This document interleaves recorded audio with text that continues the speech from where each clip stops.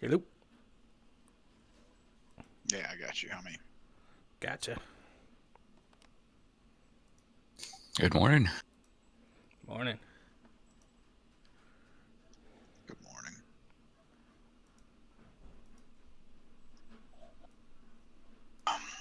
Okay, so I am working on a Dissimilar BFM arena, but it is not in the version of the map that is loaded on.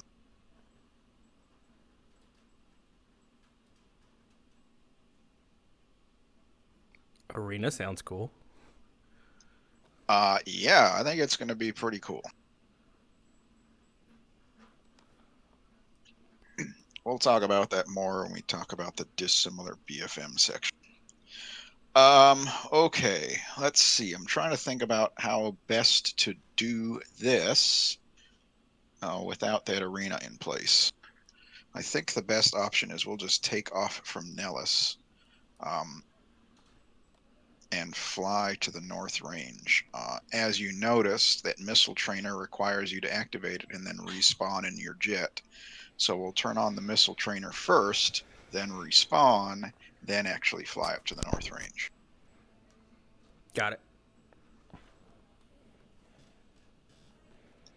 Radio freaks will use is 377.8 and 123.0. Okay.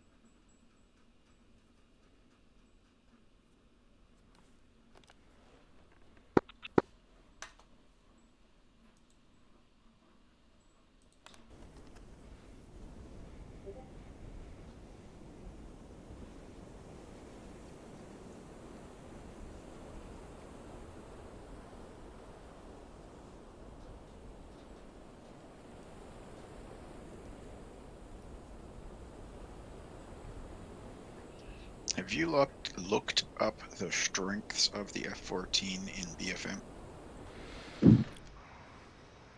BFM? I would say I've looked at the EM diagram.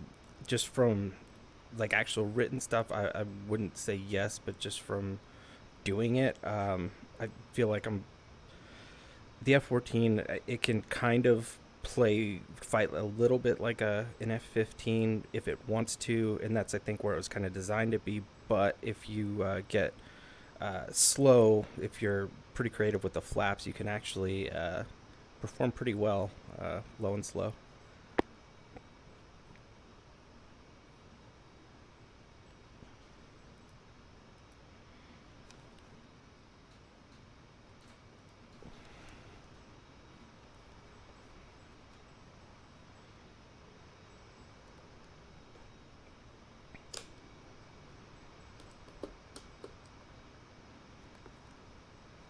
Sorry, I joined in channel just after you guys got in. Would be alright if I tagged along? I know I haven't taken the platform ID just yet.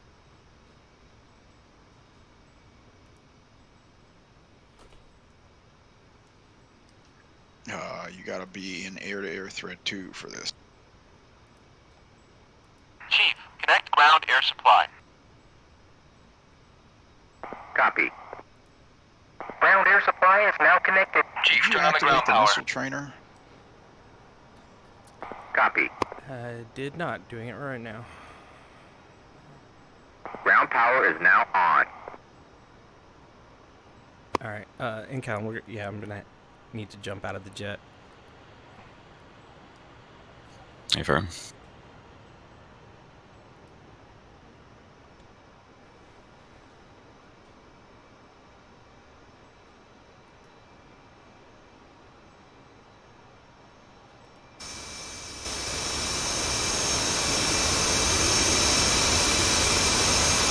probably means you too.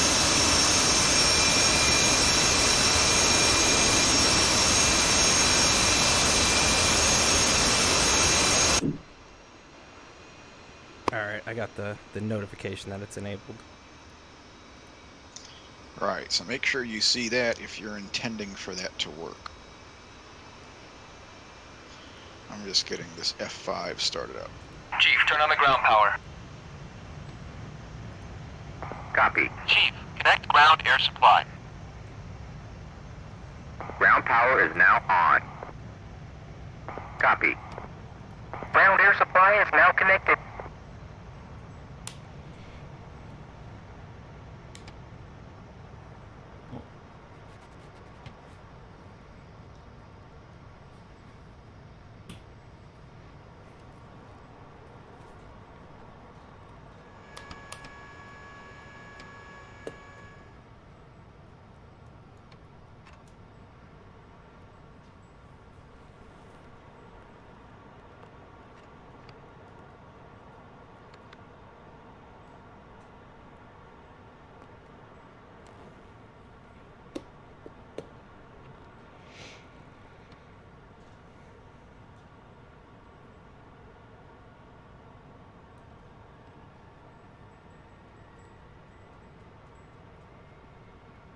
Intercom check.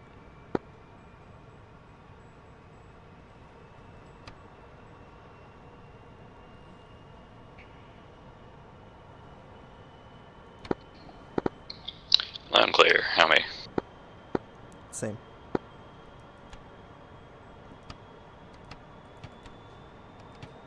One 3.3 Celsius. Read my mind.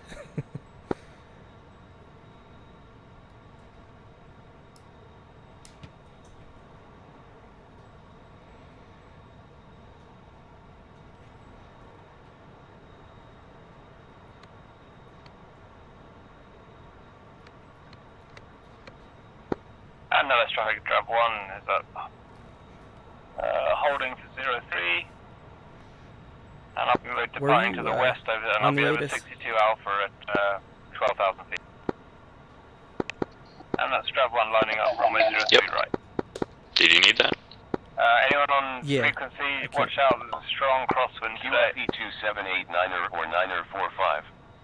And Information Hotel.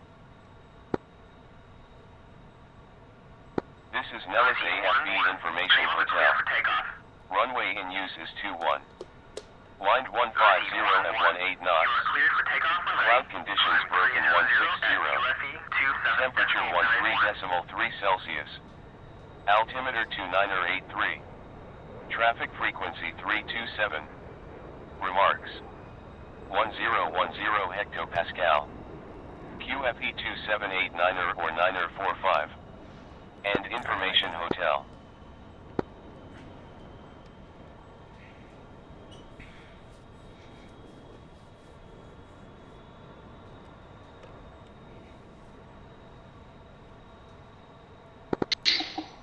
There's traffic drop 1 making a left turn just north of the speedway And we've got the 2,500, climbing 8,000. ground alignment started. West towards range 62 Alpha.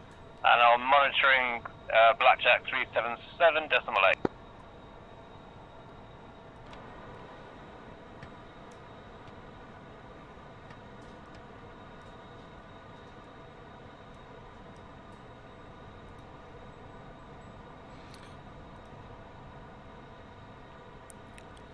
Hawaiian, do you want me to bring Limas or Mikes for the Sidewinders? Limas.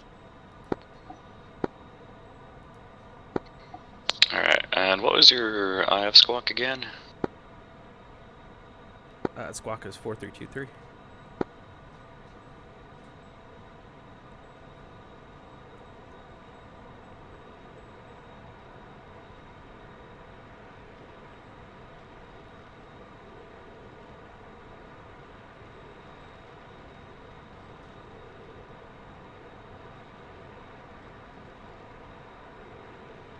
Request rearming. Copy.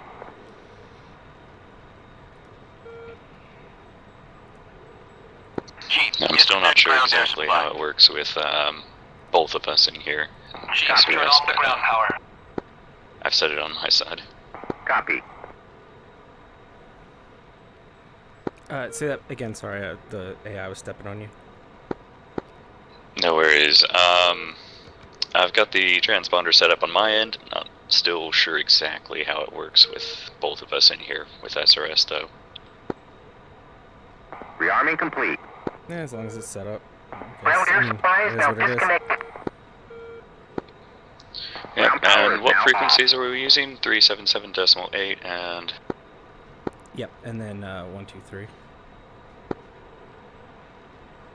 So I can tune the 377.8 up here, and you can do the 123.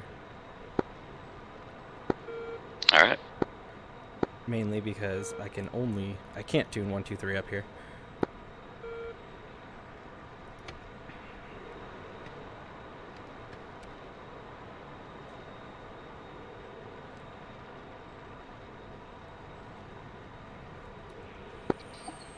Alright, 123 is dialed in. Ah yes, canopy. Man, it's we need been that several post. months since I've been in this thing.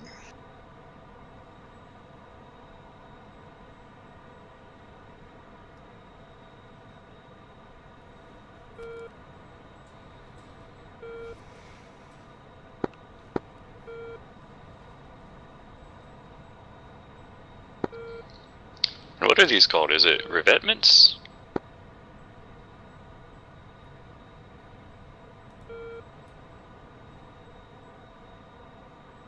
Wait, what?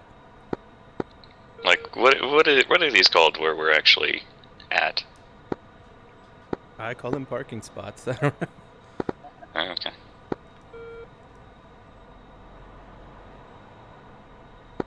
So on the air for the diagram, it's like revetments or something like that. I'm like, I don't know that word. Oh, I gotcha. So we're basically ready to go, right? Yep, just double checking. So we are aligned. RWR is on, flares, frequencies, TACAN. Yeah, we're good.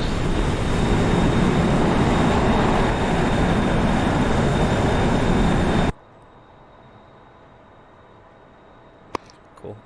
Hawaiian, I think we're ready to taxi when you are.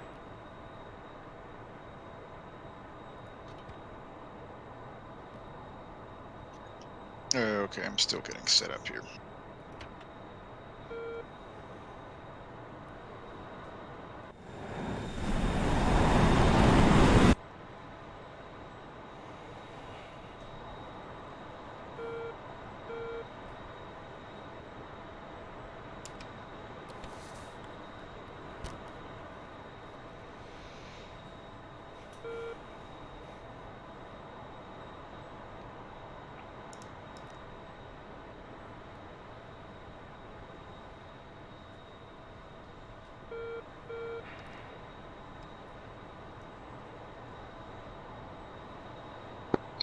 That's always the way with 5 a.m. Thinking, did I turn on the oxygen? I'm not sure.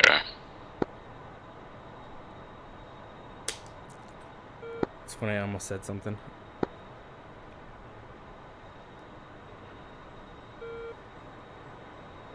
Are you savvy with the RWR, like filtering contacts? Vaguely. I haven't put it in much use. I know where the knob is. I know how to hit the switch to move contacts aside to be more readable. No worries. If you want, like, we can try that once you start doing the dissimilar stuff, just to toggle it to airborne interceptor only. I was doing that with Jester, and it like really cleaned it up.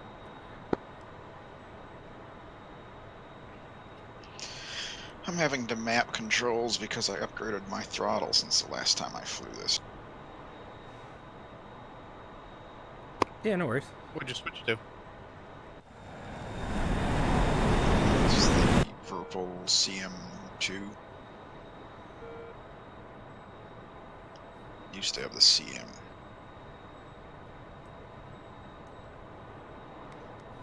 I also added a couple Black Hawk controllers.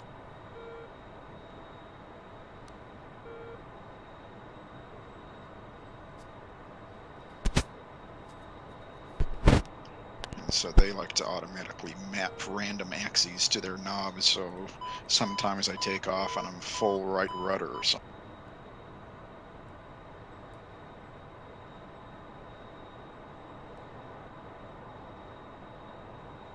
Yeah, it's interesting DCS does that for some reason, and I've popped in another number of them, and it's like, I got weird axes doing weird rudder controls, and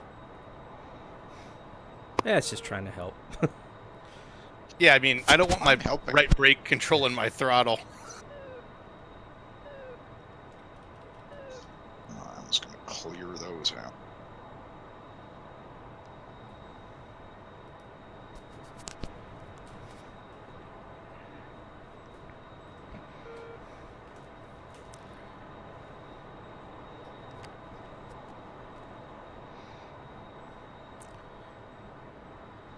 Guess you could use this time to set up waypoints and any of that shit if you want.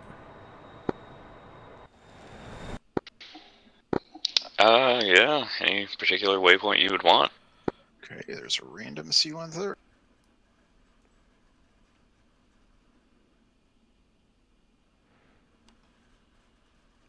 Yeah, one sec. I'll mark it on the map.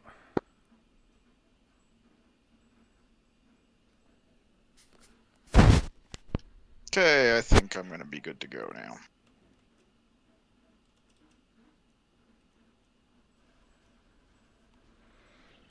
Except I'm all the way at the far end of the runway, so I got to taxi over. Ford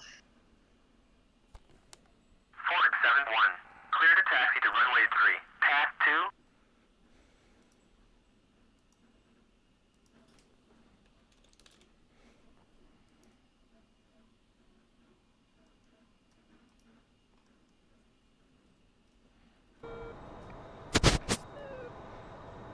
There you go. Basically just the middle of Elgin.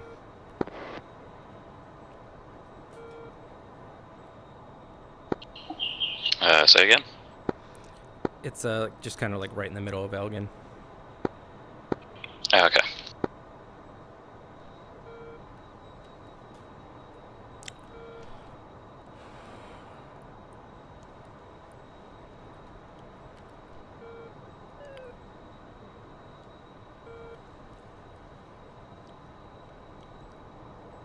My frame rate's bouncing between 6 and 13. Fuck.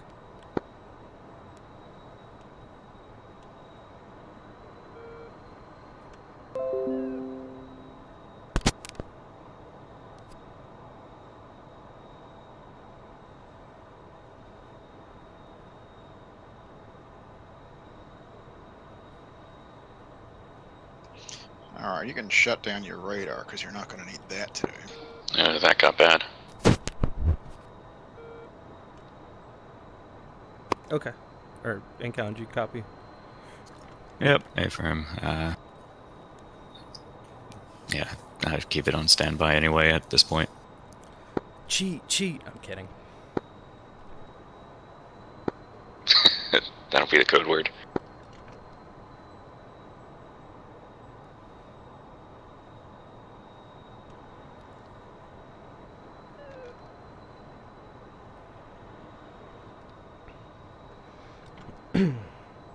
Nels traffic. Gypsy 1-1. Taxiing to active runway. Nels traffic.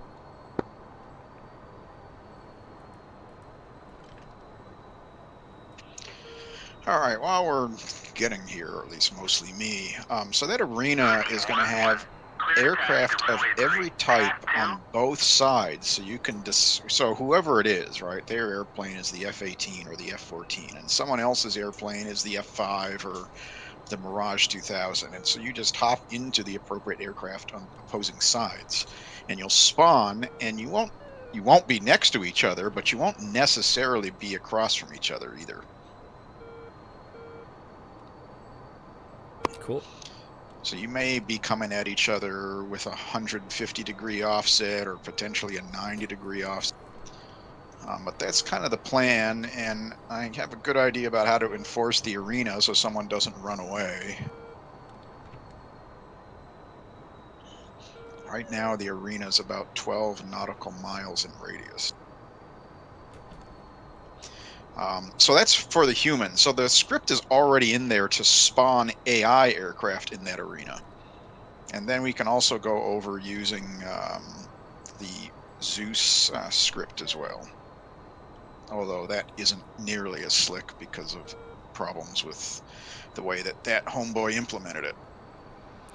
Yeah, we play. I mean, it's weird. It works pretty good on the NTTR, but like on Persian Gulf, for whatever reason, like I guess the AI just don't like the whole, it's search and engage designation.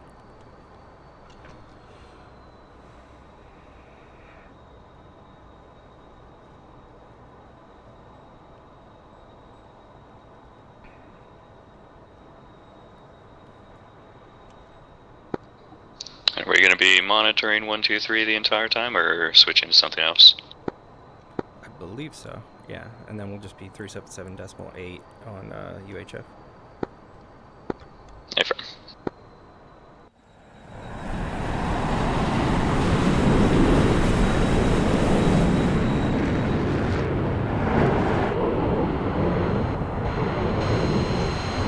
I guess I should lead the flight somewhere, huh? Yeah, you might as well fly together, right? I assume you're in the F5 for a reason, right?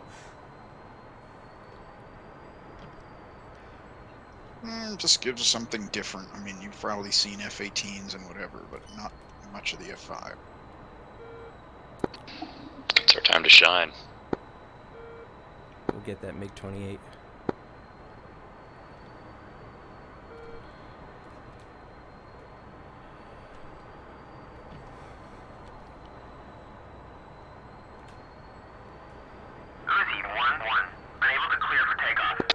Got my camera ready to take pictures. Uzi 1-1. You are cleared for takeoff and ready. Climb 300 at QFE 27.91. This crosswind's going to be interesting at 12 FPS. Uzi 1-1. Clear to taxi to runway 3. Path 2.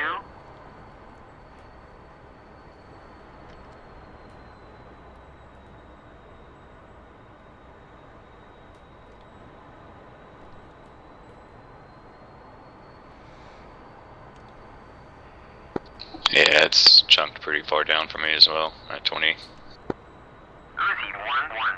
Unable to clear for takeoff. Uzi 1-1. You are cleared for takeoff. Alright, wings are out, flaps are down. At QFE 27.91.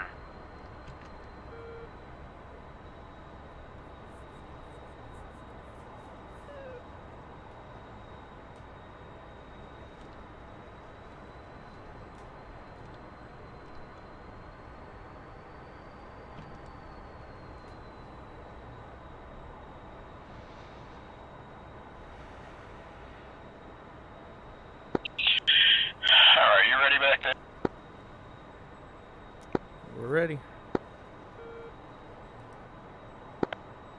Alright, that was traffic.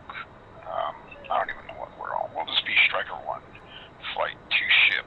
F5, F-14 taking off runway 03 left. Departing the north for the North Range airspace.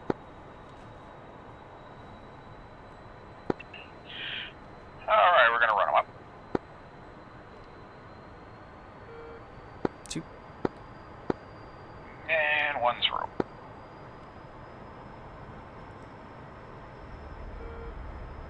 Two's roll.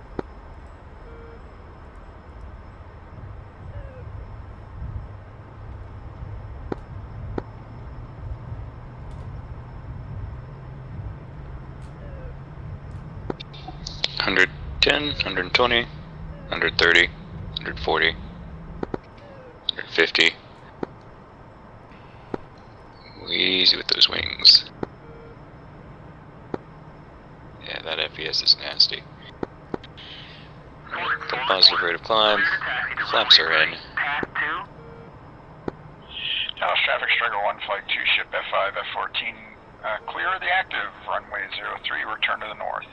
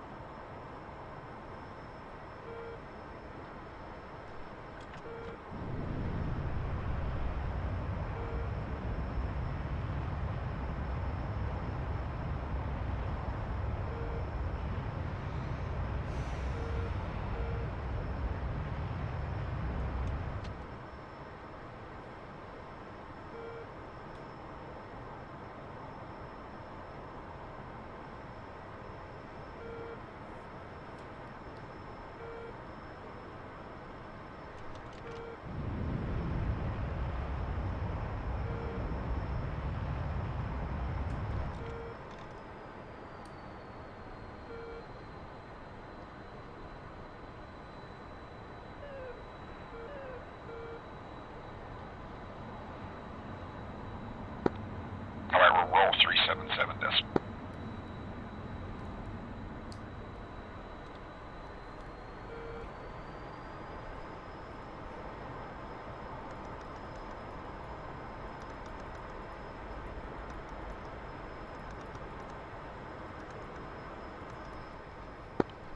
I don't know where you went. I got you.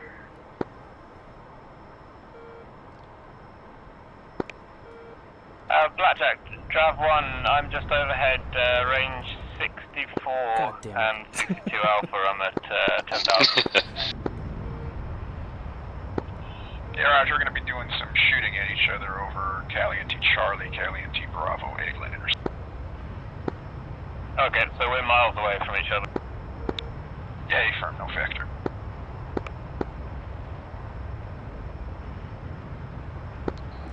And Avians.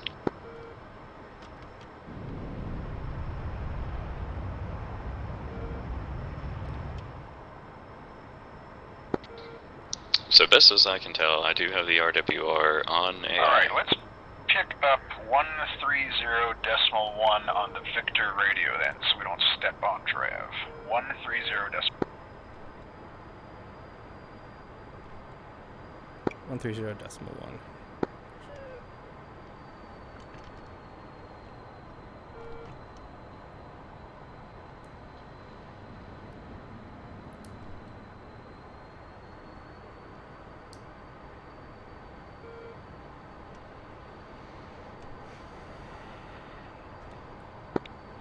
And I'll come out of these clouds here. We'll stay below the clouds. Look like the clouds started about 19.8 or so.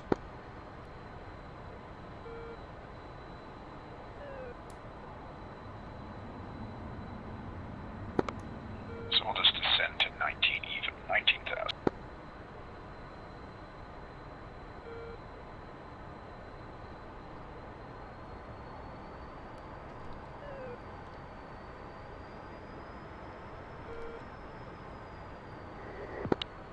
Okay, so as we're flying in here, the first thing we're going to do is just some basics with IR missiles. So these are not going to be radar cued. This is essentially just going to be the IR missile out your nose. So in principle, it's pretty simple, but in practice, the tactics require you to be more sophisticated than just put the reticle on the target and press the button. I'm going to give my missiles a fire here to make sure my buttonology works.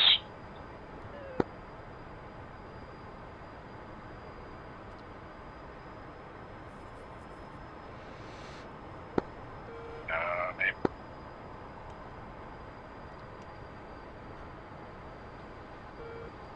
Dumb fire missiles.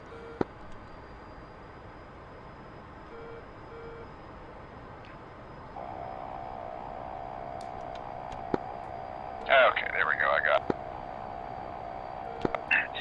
So, it is more difficult.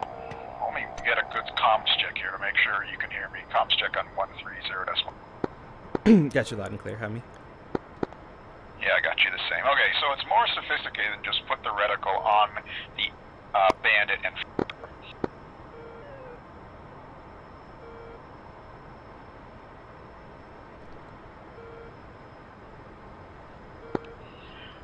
later on, there's kind of an advanced tactic to be firing missiles.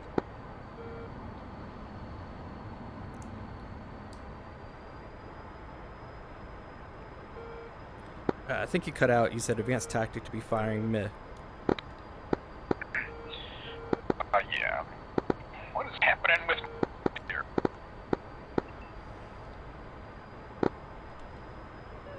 Okay, looks like that's gonna work.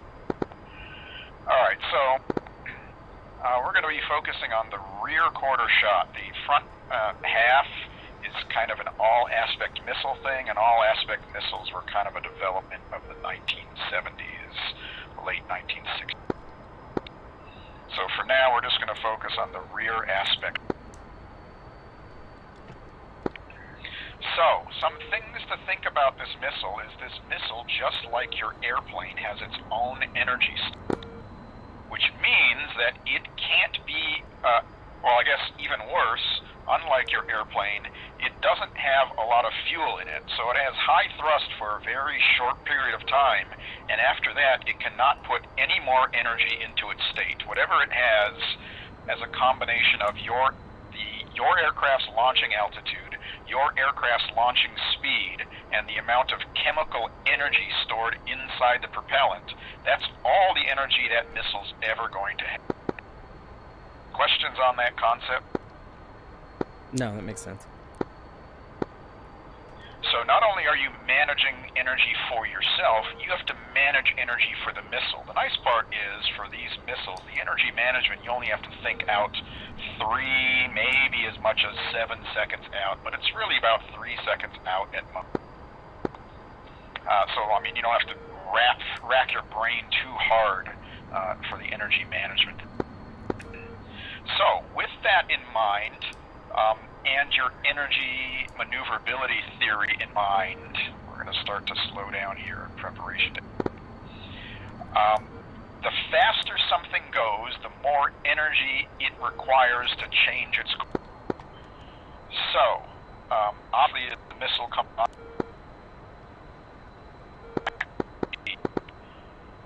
If it has to maneuver because you did not properly lead the target, it will prematurely blow off tons of its energy because you were late.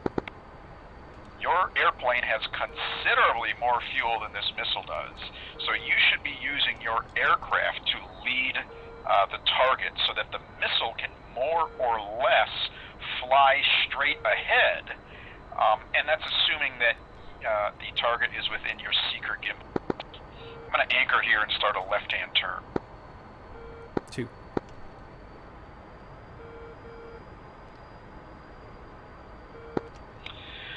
So, I didn't spend a lot of time talking about how infrared missiles work mechanically, and we can if you want.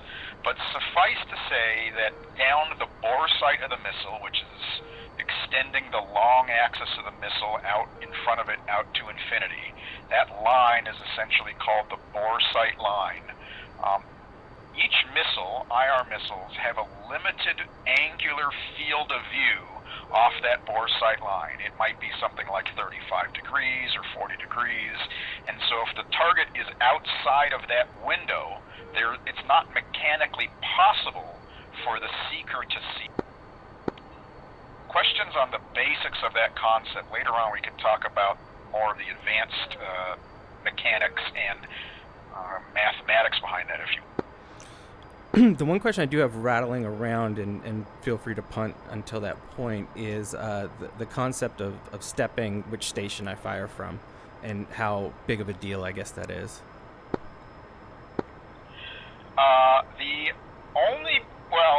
So the primary thing that's going to drive that is whether or not your missile field of view can see it. So in principle, both missiles can see the same thing, although they are offset laterally.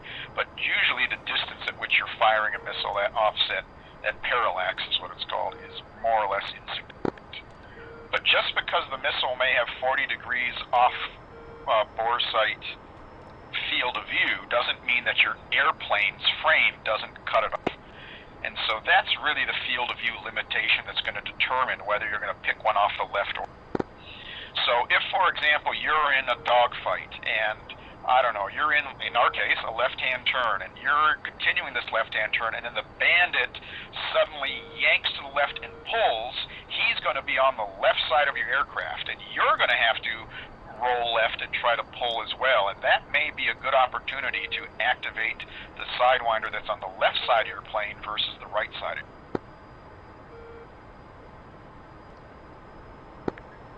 Does that make sense? It does, yes. So, I mean, the field of view is going to be the primary driver of that, and it's not the field of view of the missile so much as it is the field of view of your what it can see attached to your airplane. So you really have to be cognizant of where the missiles are on your airplane and potentially any other munitions that might be blocking it as well. Other questions on the concept of bore sight and the seeker field of view? No.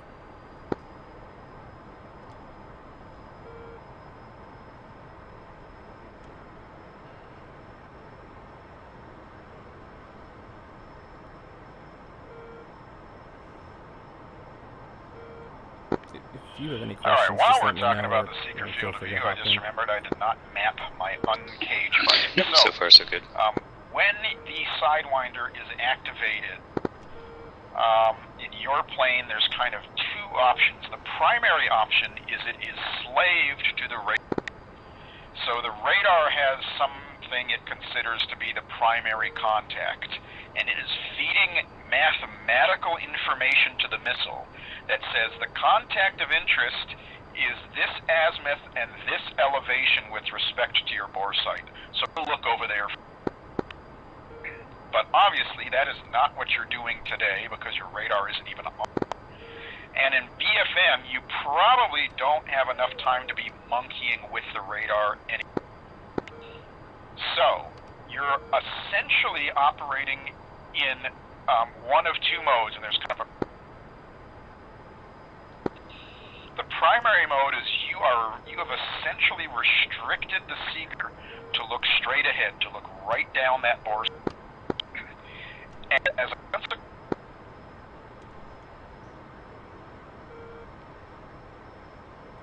Lost you at the end there. because the seeker bore sight for the missile is essentially the same as the longitudinal axis of your aircraft. So on the HUD in the F-14, you should see the seeker indicator is essentially centered on your HUD when you have quote-unquote caged the seeker, or we call it caging the missile. Basically, you're restricting it to look down the board. Question on what it means to cage the seeker, or what people usually say is caging the missile. No. And the terminology there is, you've essentially restricted it. You've put it in a cage. You said you can only look essentially down the bore sight. It's possible it can look off the bore sight maybe 1 or 2 degrees, but it's not looking 30 degrees off the bore sight. Okay, so then with that in mind, it's pretty easy for the pilot to wrap his mind around what the missile is seeing if he hears the tone go high. It's definitely the thing that's directly in front of him. And it's the thing that's directly in front of him instantaneously, right? So the missile is not taking into account where the target's going to be half a second from now. It's taking into account the infrared energy, which is light, hitting the seeker and emitted from the target. And since the distance is so short and the speed of light is so high, that's essentially instantaneous. It's looking at what it's doing right now. Questions on that concept? Nope, that makes sense. Okay, so then the secondary mode, and it may, we'll talk about how to get, but the secondary mode is you have uncaged the seeker, or people call it uncaging the missile. where you have let the seeker start to wander around, and the seeker has a pre-programmed search pattern. So sometimes it kind of snakes up and down while scanning left. Sometimes it kind of wanders randomly in azimuth, and different missiles have different things. Sometimes your particular airplane might command a certain uncaged seeker search pattern. It all depends on your particular airframe and sometimes the particular missile that you have. But essentially what it is doing is trying to search a majority of its field of view to try to find something interesting. And it has no concept of anything other than the amount of interest. So if that interesting thing happens to be a friendly airplane, it will lock onto the friendly airplane and have no concept of it. If that interesting thing happens to be the sun, it will lock onto that interesting thing and have no concept that it's not an airplane.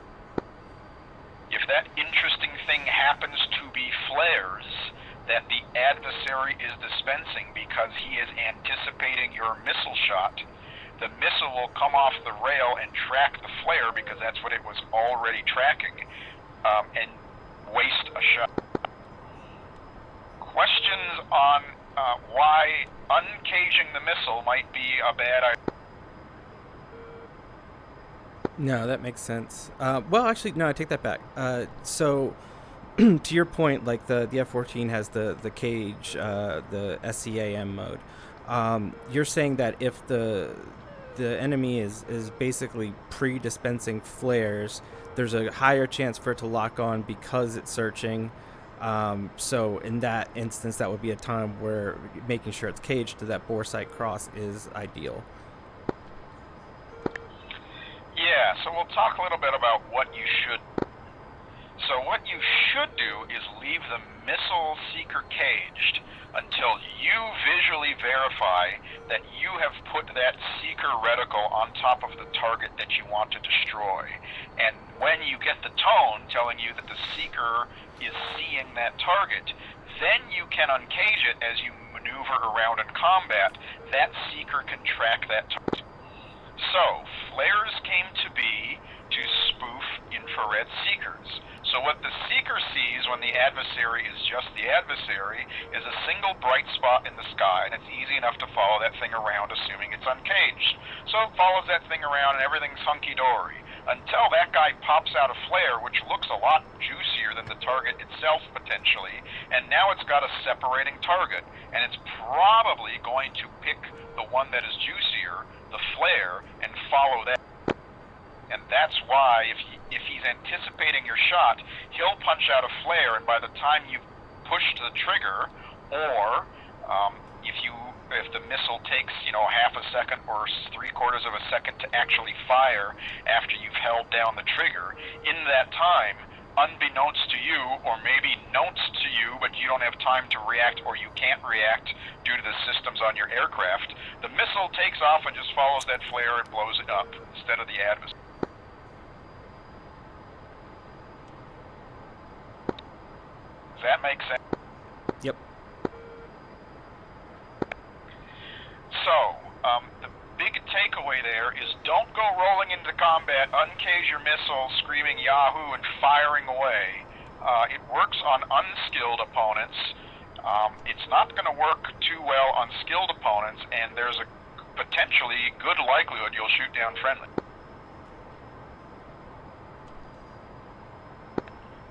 Okay, questions on that? No. Okay, so then let's talk about employing it properly. We're talking about it in the context of BFM. So, that missile and the seeker, after it comes off the rail, takes a small amount of time before the seeker electronics have kind of stabilized from the violence of the launch. There's a lot of vibration. And the control surfaces have been unlocked because you don't want the missile prematurely maneuvering and slamming into the launching aircraft, or potentially maneuvering across the aircraft and putting the aluminum perchlorate exhaust from the solid rocket booster directly into the engines and causing the engines to stall or otherwise causing engine problems. So, missiles in general, and IR missiles in particular, tend to run out on a straight-ahead bearing for about a fifth of a second before they begin to maneuver. And so you need to anticipate that when you're lining up your shot. Additionally, because they're running out for about a fifth of a second, really close-range shots are going to be wasted because the missile hasn't come alive yet to actually track the target and start maneuvering. So, your missile engagement range is probably safest about 3/4 of a mile or farther away. 1 nautical mile or farther is a better option. Questions on the basics of employing an IR weapon and what happens in the initial phases of the boost of that missile? No.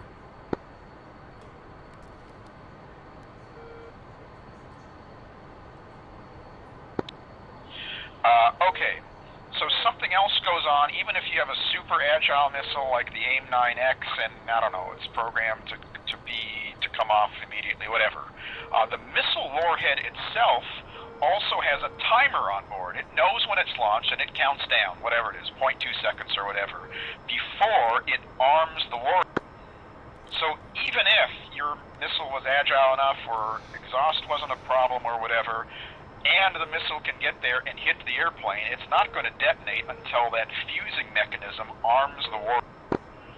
So again, even if you think the shot is really good, I guess you could go for a kill where the missile hits the thing and punches a hole through the wing, but the warhead won't detonate until the fusing mechanism has detonates, and there's a safety mechanism to prevent it from blowing up in your face and causing damage to your air.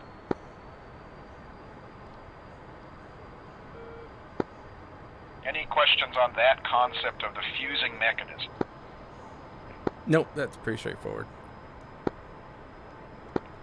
No pun intended. Alright, so all of that is to say that your missile engagement envelope in BFM is probably in the 1 to 3 nautical mile. Depending on what's happening, it's possible you could employ at 0.6 or 0.7 nautical miles. It's possible you could employ at 4 or 5 nautical miles, but mostly you are looking for a 1 to 3 nautical mile range. Questions on the engagement envelope for the missile? Yeah, I'm sort of extrapolating where you're saying, like, possibly it could be like 0.6 or something. Does that have anything to do with sort of our current state of verticality? Not necessarily the current state of verticality, just because the missile has such a high impulse, an instantaneous ability to develop work. It's mostly about how the thing is maneuvering. So if the target is maneuvering hard, you may lead the target, and while its instantaneous distance may be 0.6 or 0.7 nautical miles, the flight path that the missile will take winds up being 0.8 or 0.9 or 1.0 nautical miles. Okay, that makes sense.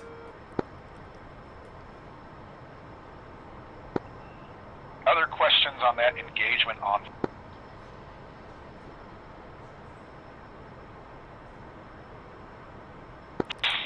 Okay, so longer range shots, if the target is cooperative, you know, it's unaware and it's flying straight and level, sure, you may be able to squeeze it off at 7, maybe 8 nautical miles and hit the target. But most, I mean, in the context of BFM, we're typically talking about 1 to 3 nautical miles. Okay, so that's the range. As we alluded to earlier, you need to lead the target appropriately, which means you need to have a good sense of where that target is going to be over the subsequent 2 to 3 seconds, so that you can put the missile there. So as I mentioned, you're going to get behind the bandit or potentially sweep that seeker across it, and as soon as you get the tone, you're going to unlock it, and it's going to be tracking that guy. And in your plane, you probably have an indicator on the HUD that shows that, yep, the seeker picked it up, and as you came off bore sight with it and you've uncaged the missile, it continued to track it even though it was high off board.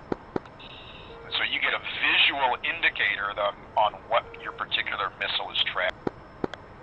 And then you're going to lead the target because it's going to come off the airplane in the same direction your airplane is pointing. And so you want to minimize the amount of maneuvering that missile has to do, because maneuvering equals wasted energy. Any questions about that concept? Just one that might be more platform specific, but as you're talking more and I'm thinking about it, from what I understand, the seam search is just that. It basically uncages the seeker, and it's meant to search.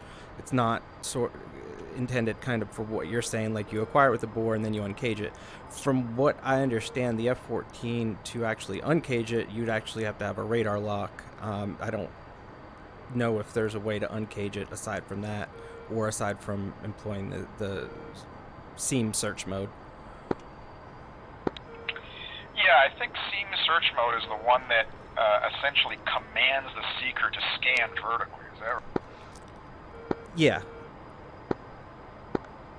Right. So that is a case where the ship that has the missile attached to it doesn't allow the pilot to uncage the missile.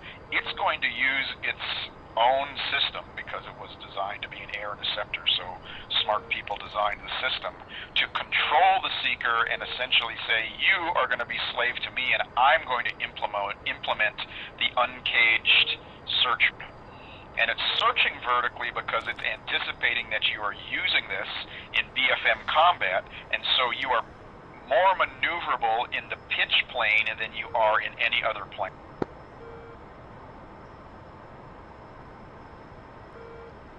Okay, perfect. I just wanted to make sure I wasn't sort of misusing the mode, in the context of this training without radar.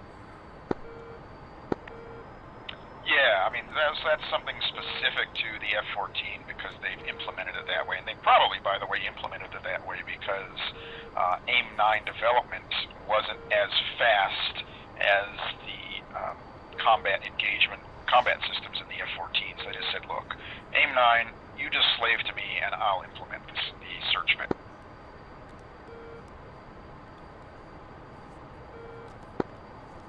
All right, other questions about the engagement on?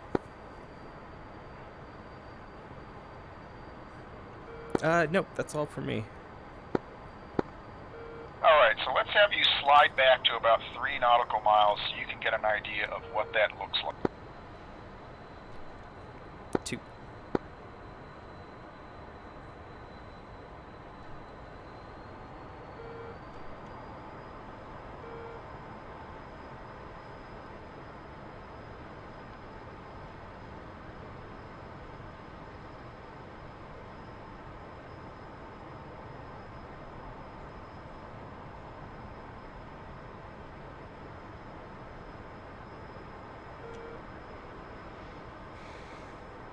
Still awake back there? Yep. Been trying to lock him up on the DCS. Yeah, I can see.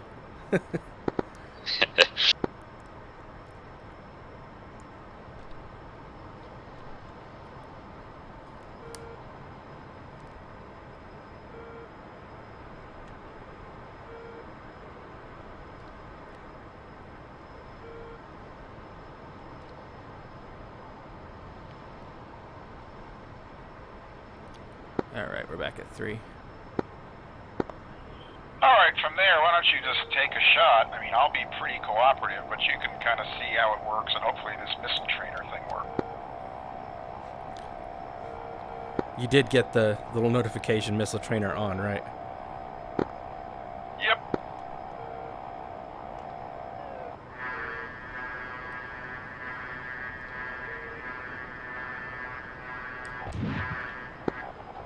That's 2. Kind of get a sense that based on the size of the target, that seems like a long way away.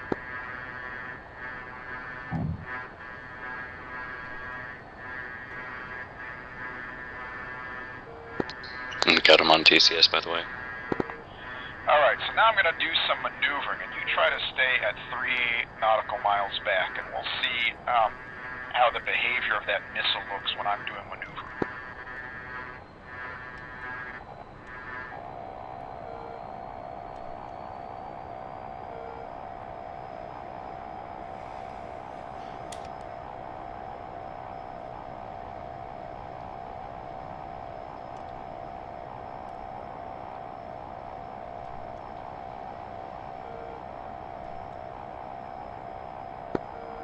Cut across your nose. You can try a crossing shot here and see what happens.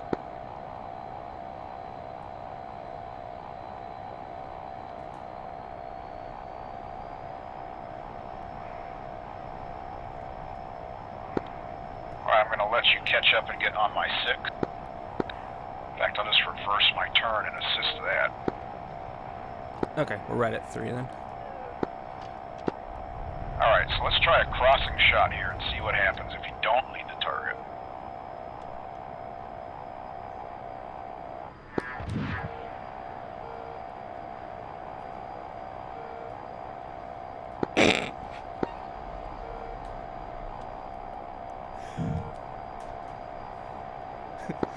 Yeah, there was about a half-second window to fire there.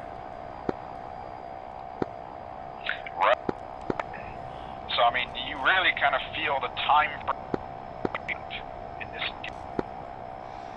Yeah, plus it's one of those things where I'm sort of changing the way I use the heaters based on what you told me, because I always used to, I guess, use that uncaged first.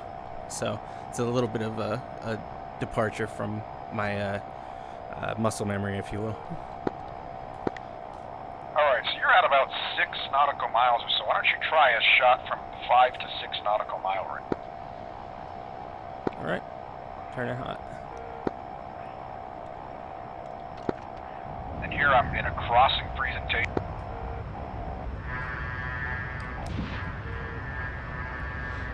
So when we're getting that diamond, that's not a radar, right? No, that is, I've got the TCS, or the radar is slave to the TCS, so you'll see the TCS. I can change that if you want. Honestly, I lost sight. No, it's fine, I just wanted to make sure.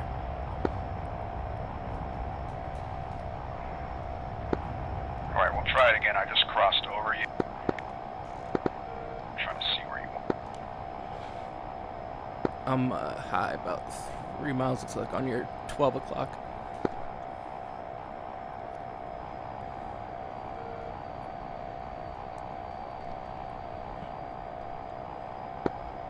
Sail. Oh yeah, you're up there. Okay, I'm down below you at about your 5, crossing to your 7.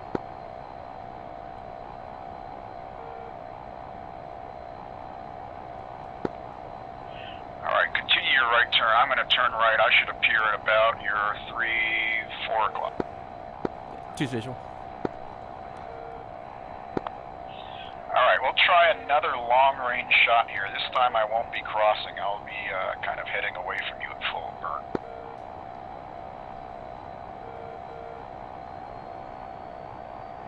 Alright, continuing turn to the right.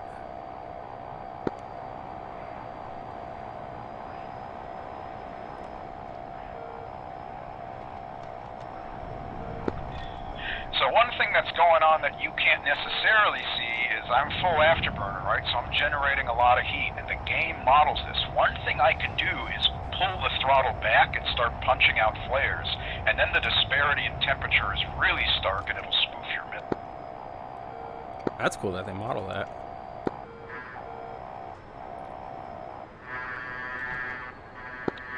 So we'll try one engagement without flare.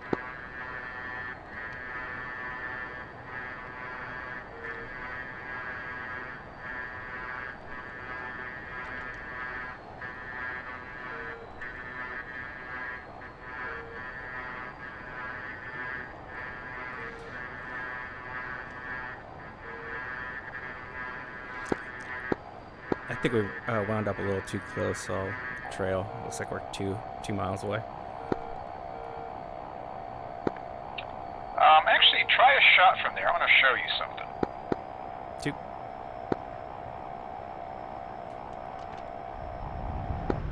Let's see if this... Box 2.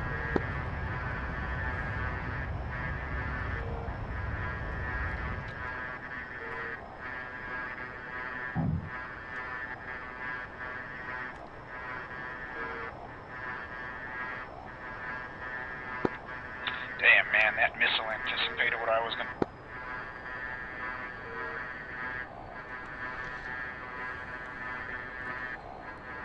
Those llamas are mean. Meaner than you think, anyway. Yeah, the thinking was, while it was at high speed, I would climb away from it and switch directions, and it would have to waste a ton of energy trying to catch up. But because you were in the 1 to 3 nautical mile envelope, I guess I really had no hope of trying to bleed off that much in.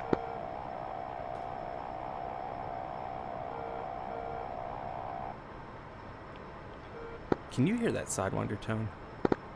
Alright, we'll try to build up I cannot. that 5 nautical mile separation.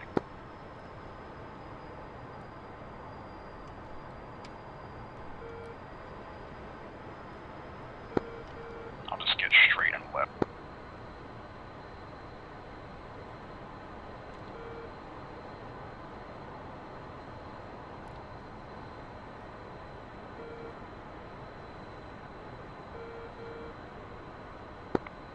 Alright, so if you turn back in, you should wind up at about 5 nautical. 2. And when you take that shot, when you get nose on, and really watch how the missile flies.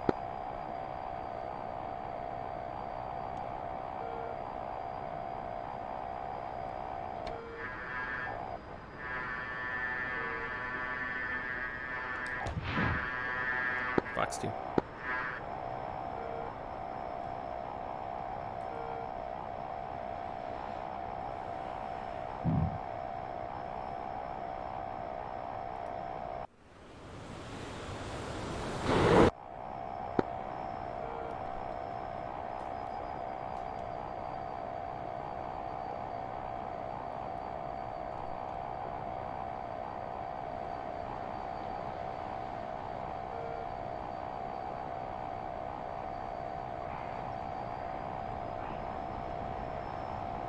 Yeah, it kind of looks like a railgun almost, even from that far away.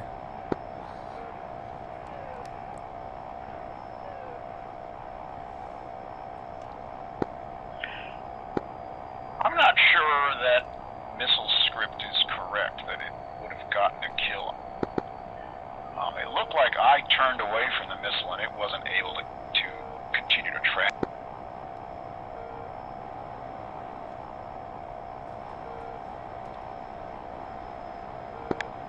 I'm at your 3. But anyway, what I did was I let the missile get up to speed and let its motor burn out. So now it's at its maximum speed, and then I turned away from it. I forced it to pull kind of a high G maneuver. So, I mean, that's kind of a lead into defeating missiles, but I'm just starting to cage your mind to some of the kinematics that are going on. So that you can begin to see what's happening with that missile's energy.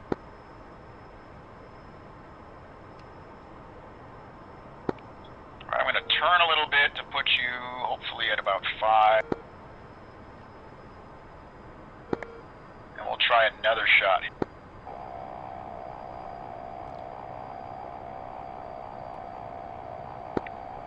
Go ahead and shoot when you're ready.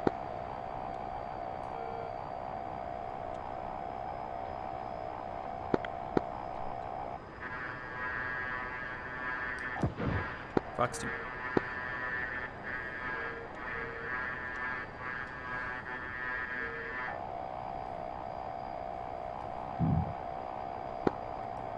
I've pulled it.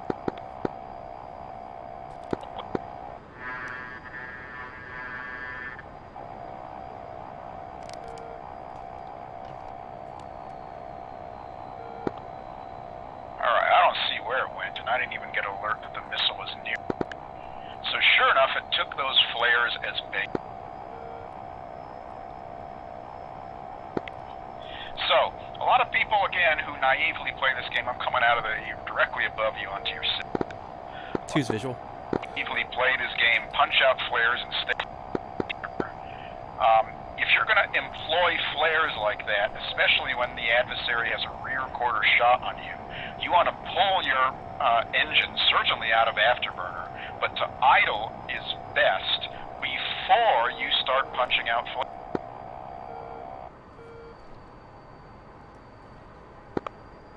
Does that make sense? Yeah, it does. I'm going to try a shot on you at 1.5 nautical miles back. You can kind of see what it looks like for a missile to come at you.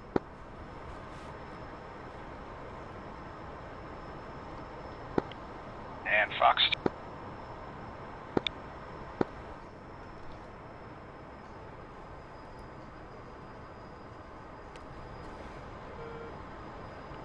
Yep, got the notification.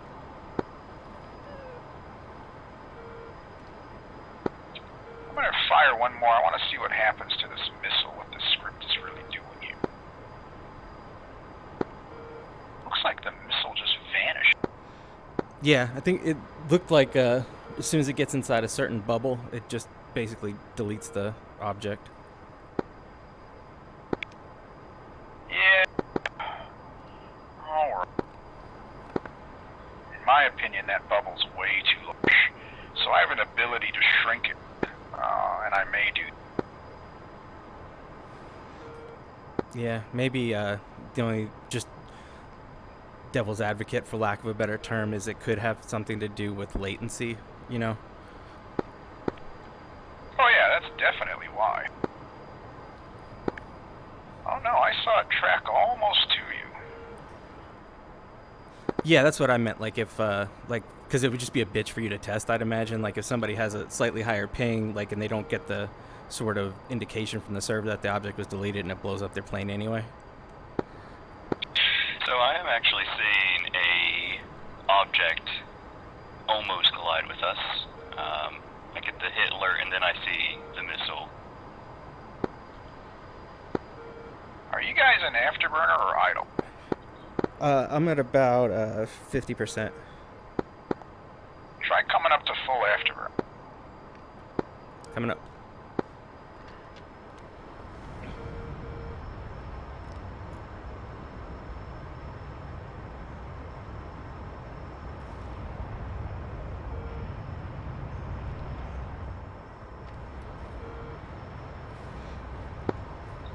Okay, interesting. So these missiles, when you were down at 50%, weren't tracking you at all because I guess you were so cold and the ground beneath you was providing some clutter that it wasn't tracking you at all. So now that you're up at full afterburner, they're tracking.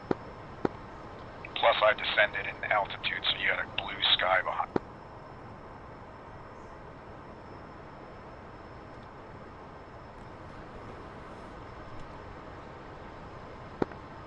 Okay, so 1 to 3 nautical miles.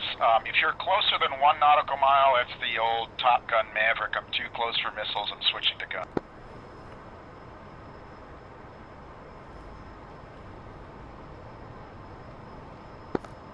Any questions on what we've talked about so far? No, I think most of it makes sense, unless Aaron Callan has anything. Nothing for me. Alright, let's flow southwest here, because we're approaching the northeast part of the airspace. 2.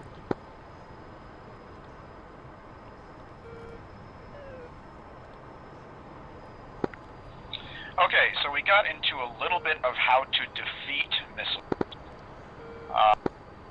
On the engine, come back on the engine, certainly if they're firing from your rear quarter, let those engines spin down, and you have to really have good situational awareness on when the enemy launched, how far away they are, or have visual on the missile. As you can see, getting visual on the missile is very hard, especially while you're maneuvering, so you need to develop some good intuition based on, okay, the adversary was this far away, these are the kinds of weapons that they are likely to have or employ, this is how long it's going to take to get to me based on the performance regime that we're in and how far away they are when I see that plume at launch, and therefore it gives you some information about how much time you have to let those engines spin down and the heat to drop off before you punch flares and move in a different direction. So it's not sufficient to just punch flares. You want to punch flares and build separation between you and those flares.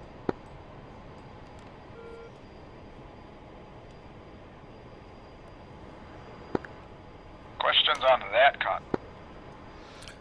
Yes. Stand by 1 sec.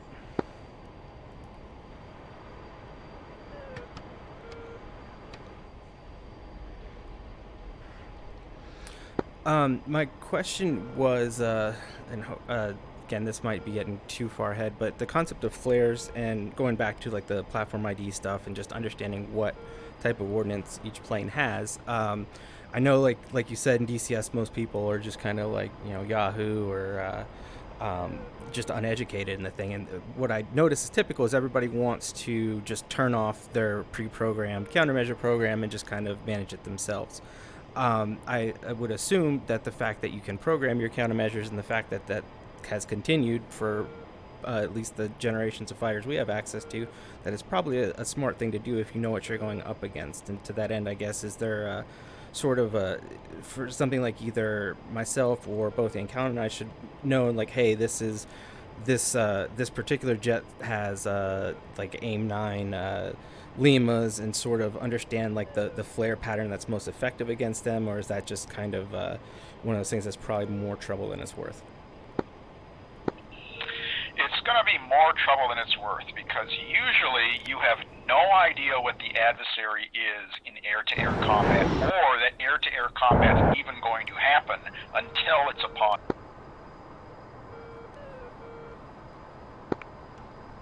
Unlike hunting a SAM, okay, I got a radar warning receiver, I know there's an SA-10 down there, I know that thing uses radar, I know these aspects about the radar and the speed seeker, let me dial up an appropriate chaff program.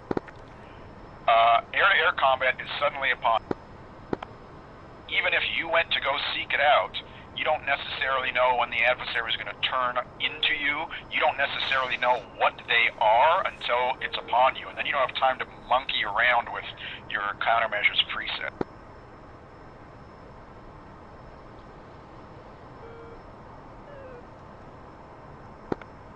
Does that answer that question? It answers most of it, I guess. Just to build on what you were saying, so does it make sense to just sort of have something like, or I guess maybe what's the most effective way to dispense flares? Is it like boom, boom, boom, or should you rip off 5, like, or what? That's what I guess I'm getting at. In this game, the game is essentially making a random roll every time you dispense a flare as to whether the missile is going to track the flare or not. So, I mean, it's an okay way to do it, but it's not doing any type of high-fidelity modeling to be based on what would happen in the real world. Got it. So, essentially, no, but because of the game, there's some trial and error that could go into develop something that's effective just in the context of the game itself, based on that random roll. I'm going to anchor you.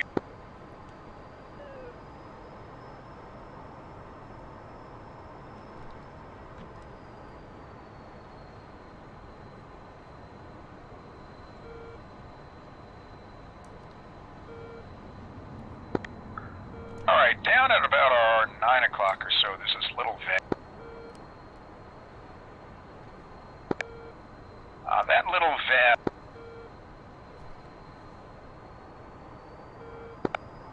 is a good indicator for where kind of the BFM arena is. So I'm going to show you how to bring up kind of this simple scripted BFM arena.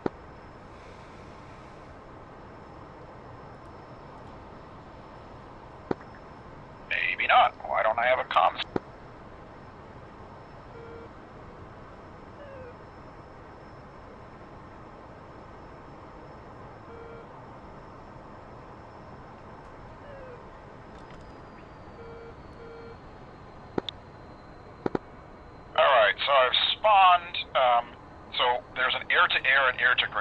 too, so obviously make sure you're picking the appropriate one.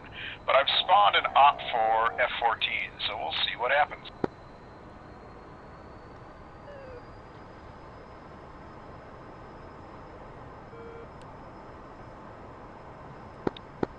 Looks like we're on the southwest part of the... Oh no, there it is. So looks like I'm going to be about our 9 o'clock or so. We should get an F-14. Yeah, there he is at 6.6. So see if you can get on his tail and shoot him.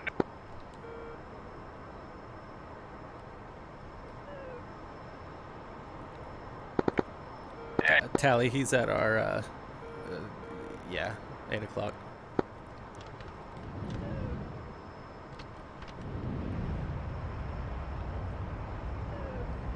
Alright, I'm gonna swing a little wide because I know he's gonna take a shot, or just be ready for those flares.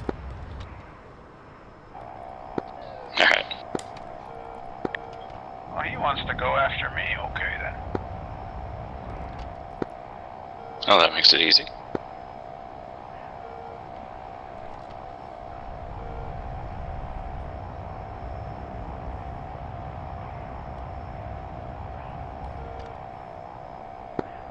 I want to turn right across his nose. Take him immediately into this fight. He couldn't.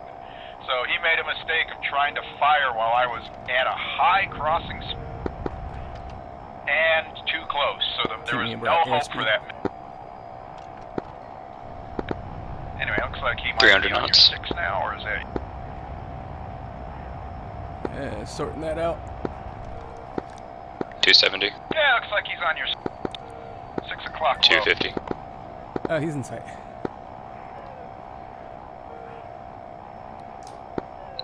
270. 300. He's continuing this turn. Now he's turning 350. back. He's just 400. he's trying to get a shot on you from your 9. Going dark.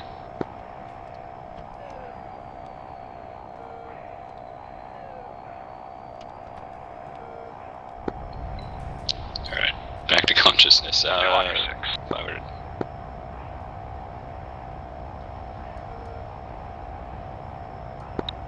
I've lost it.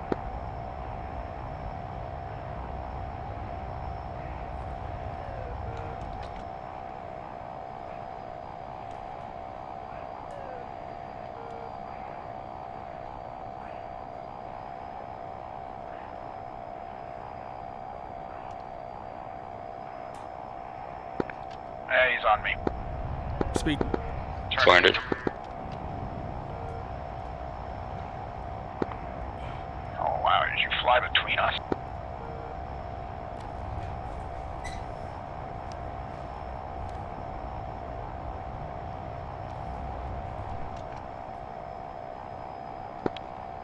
Alright, well we're in this 2-circle fight down here. 450. I see. Yeah, perfect position to turn left and engage on his 6. Alright, maybe that's you. 500. I'm at a loss for who the hell's who. Believe we're on your nose. No. You got your wings full. 600.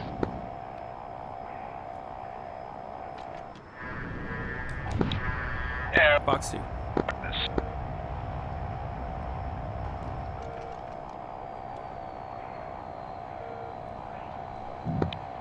Yeah, okay, so there isn't necessarily one hit, one kill, so you need to stay on that target. And most certainly don't overshoot it until you see that thing either go down in flames and crash, or you see parachutes come out.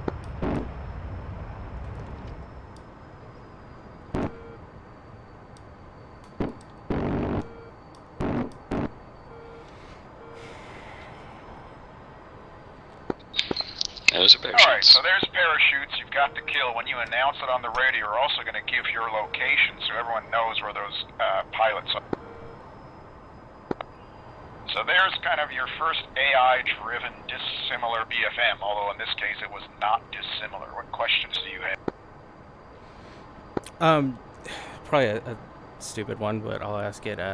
When you say announce our location, like in reference to like the bullseye, or just like visually, or does that depend on who I'm actually even talking to? You're relaying that mostly for the AIC controller, and you're going to want to give it in bullseye, if for no other reason than it allows people to go back later and review the tape recordings and figure out where those guys punched out and where we can pick them. Got it. Alright, so why don't you try spawning one through the F10 menu now.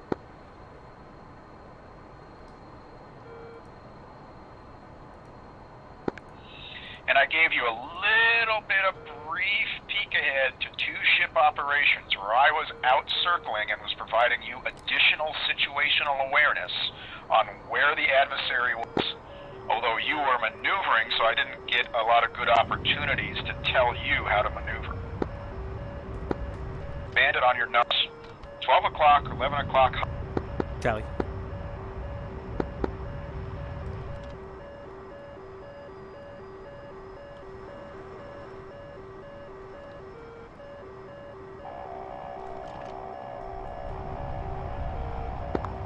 I'm with you on your 5 o'clock. Bandits descend.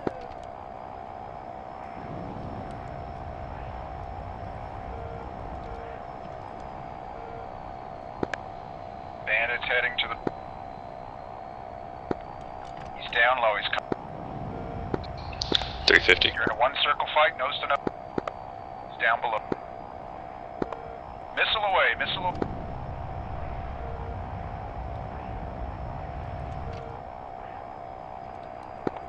Bandits on me. Bandits trying to get on me. I'm going to start to maneuver to get behind. Facilitate your engagement. 450. All right, we're lagging him. Yeah, I've lost Daly. I got you. Visual He's entry. high. 350.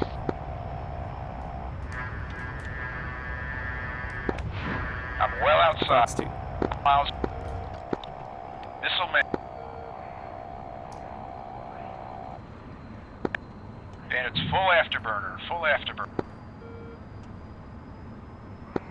350. Rising. I'm up 400. above 450. 2 nautical miles.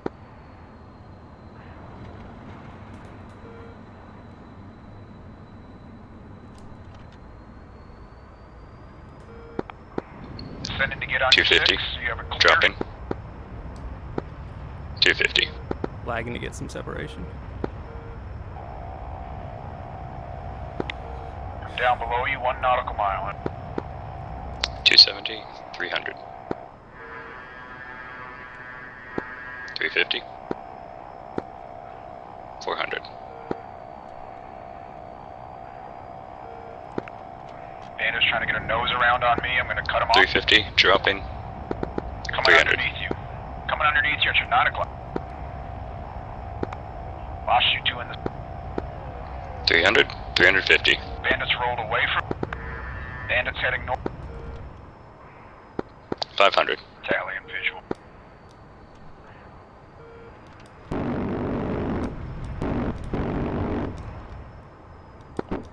Good hits, good hits.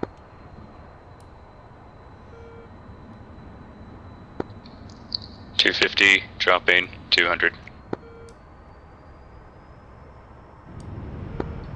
Rising. 250. 300. I am on your 6. 400.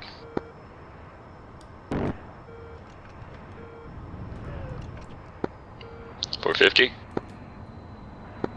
Ooh.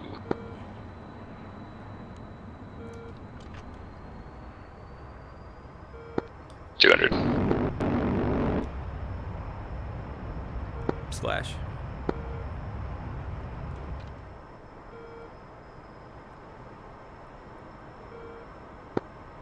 I see the And our location is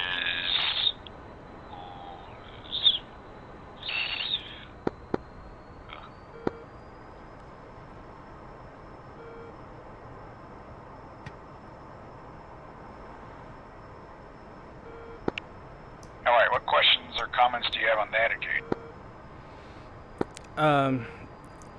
The one, when you said you were passing right below me, it put me in a position to where I kind of had to basically decide between taking my eyes off the bandit and looking for you, and what I chose to do was just kind of see if I could see you in my periphery, and I couldn't, and trust that you saw me enough so you wouldn't hit me, and I didn't take my eyes off the bandit. Was that the right move, or is there sort of a like a quick check, or some sort of procedure?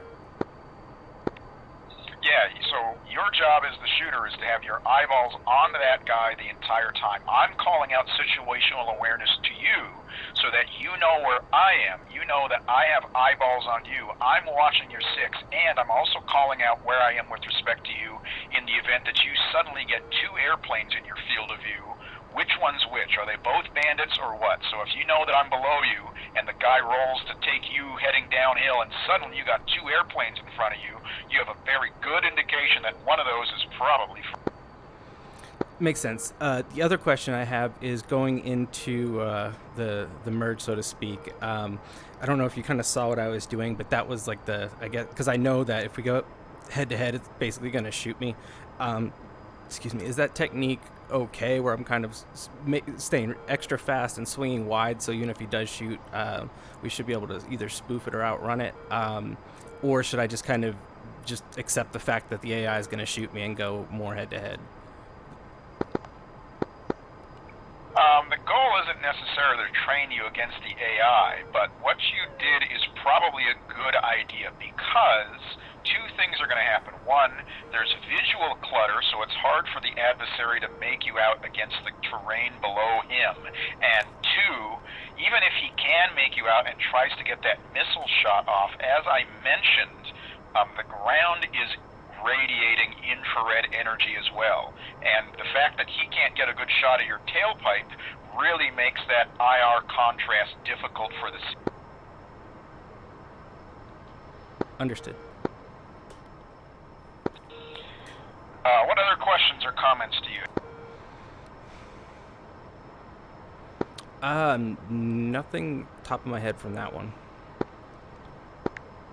All right, so I'm getting you a little bit more on that situational awareness as we operate as two ships. So we haven't officially covered that yet, but I'm starting to lead into it, and you can see how someone chirping away on the radio, as long as they're telling you smart things, improves your situational awareness in BFM. Yeah, absolutely. Especially like when he was chasing you and you were telling me what you were about to do. It was almost like being able to kind of know the future, so I could position myself to take advantage of it. Right, that is a huge advantage in BFM combat. And even ACM is when I'm telling you what I'm going to do. The bandit, of course, doesn't know that, so he's forced to react, whereas you can be proactive. And that happens a lot. All right, let's call another one, and we'll do another evolution. Please don't be MiG-15. Please don't be MiG-15.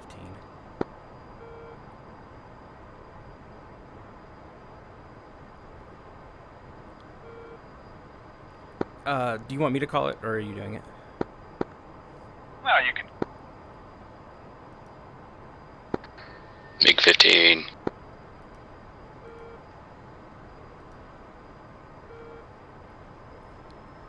All right, F-80.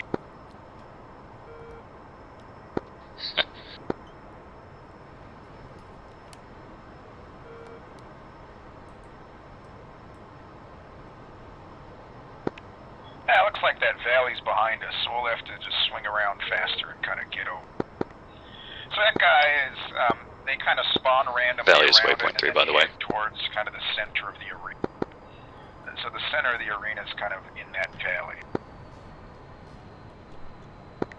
So this guy's going to be coming at us from the south. I'm cheating looking at lot ATC. Yeah, I was going to say, because he's basically stealth, right? Well, to my RWR. Yeah, he's going to be coming out of about bearing 220 or so. 2. So this guy is not going to have any missiles, I don't think. He's going to be mostly a gun. Oh, he's got missiles. Tally. Looks like he's going to be on our 9 o'clock. Bandits on my nose.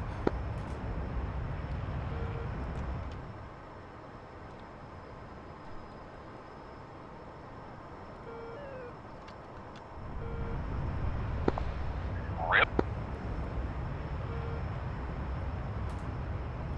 Maybe not. I'm up about 4.5 nautical miles above.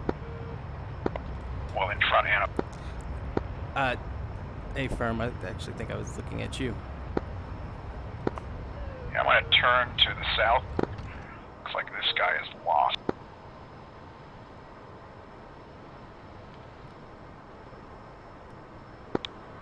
Alright, let's talk about some directions. So you hear me calling out things like south or west or... Do not call out 6, 9, 12, 3 o'clock, whatever, unless you know for a fact that you are either with the guy that you're flying with or you are caged to him and you know exactly what it is he needs to look at relative to you. Alright, bandits at your 11 o'clock coming in lower than us. Call magnetic or cardinal direction. This guy's down below me on my nose. 10 o'clock. He's coming. Tally. He's trying to get a shot on me from my 9 o'clock.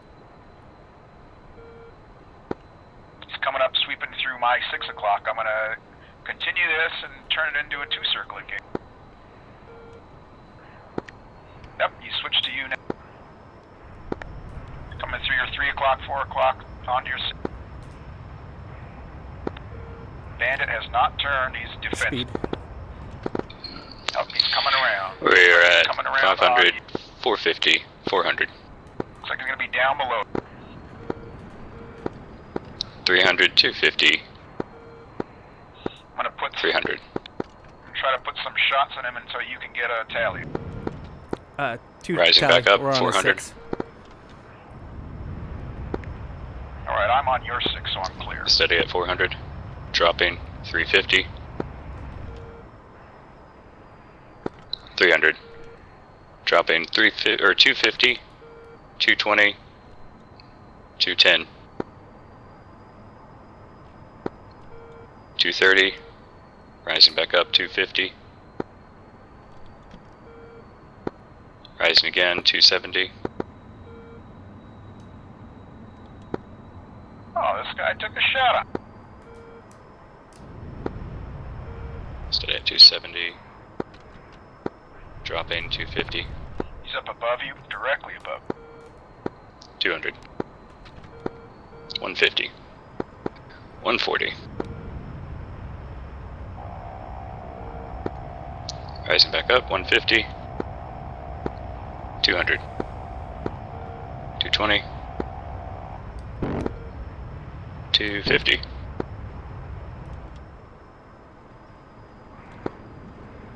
200,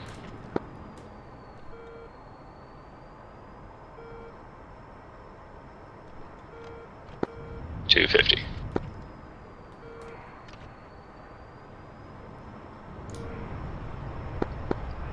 Down 220. below you, heading to the ground. Looks like he's heading to the north.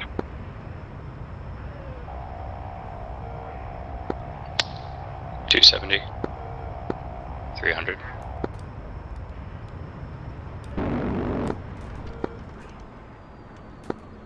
dropping 150,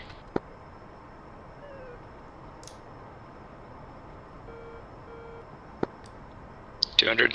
I think Good caught hit. his wing.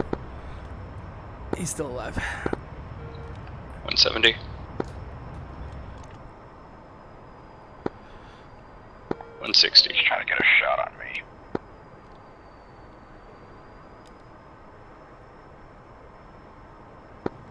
$200,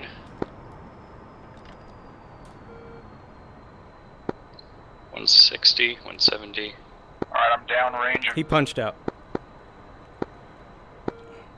150, and his position is Bull 055, 58.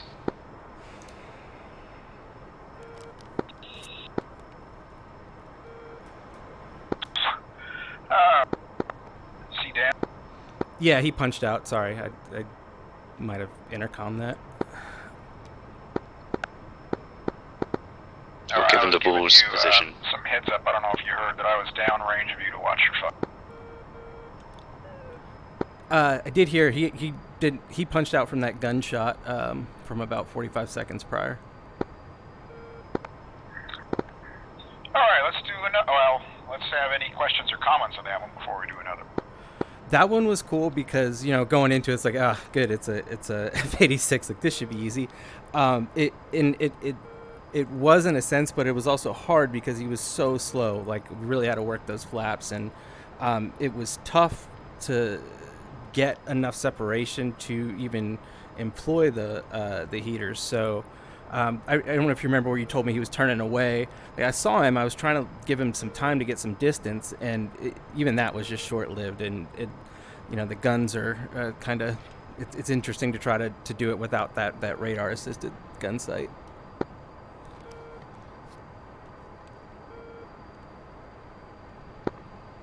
Yeah. All right, let's do another. See what we.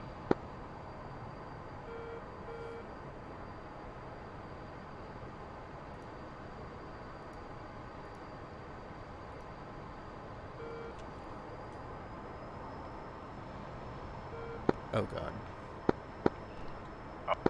And by the way, if you don't like these, when you call another one, you see it despawns all the previous aircraft. So if you don't like this one, you can just call it again and get a different one without having two airplanes.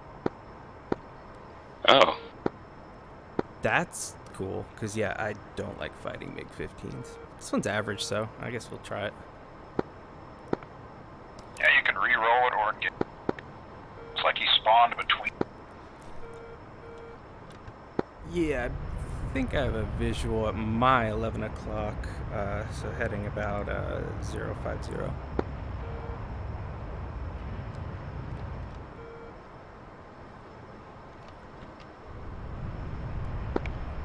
Yeah, we got tally and visual. Looks like that's... Yeah, he's up there above you. You can see his smoke effusing. I'm going to turn harder and get him to get closer to you. Understood. Two's going high.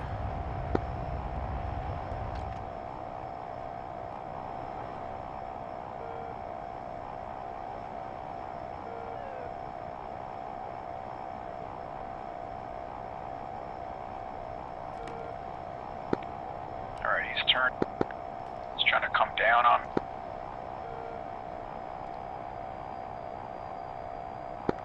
Yep, he blew past my... Tally. I'll swing around onto your side. He's going vertical.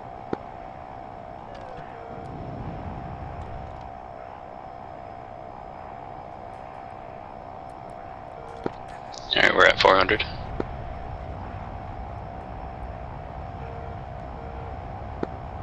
So in that situation a few 350. evolutions ago where you didn't want to take your eyeballs off someone, you can call padlocked on the radio to let everyone know that you 300. are not taking your eyes off this.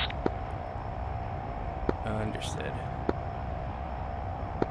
270. 300.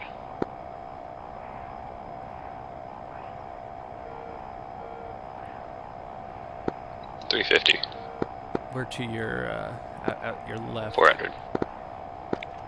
Yeah, I got you. I'm trying to get out of your firing cone. I'm gonna roll and go underneath you. Steady at 400. Dropping. Bandits at your 9 descending. 350. Descending hard to the 400. 500. 450.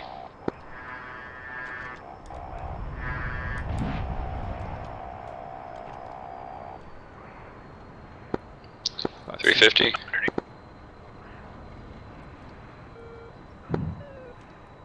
350. 400. I'm rolling out, extending to the north. Dropping. 350. 320. 300. 250. 220.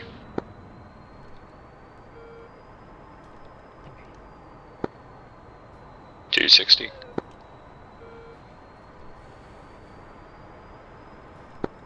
300. Splash.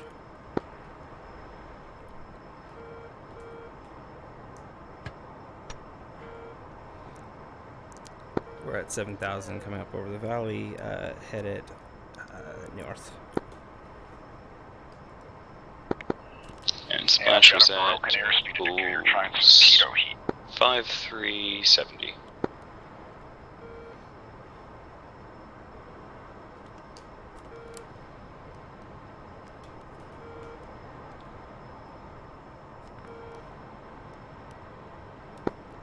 There we go. Now we're unfrozen. Alright, questions on comments on that again? No, that was cool. Like it sort of unfolded really well, especially like when you were able to, I mean, basically lead him to me with like a carrot. It was pretty cool.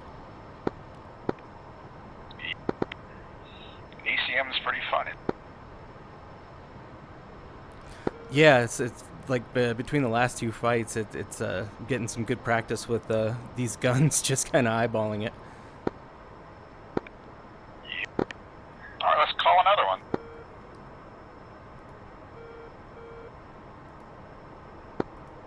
Anything else that you need from me, or speed call out's good?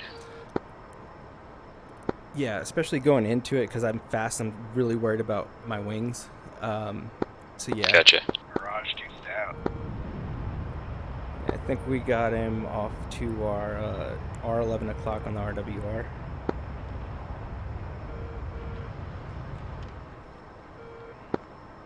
Yeah, so the airplanes that have radars, they can use their radars, and that's to start to cage your mind to getting situational awareness off the radar warnings.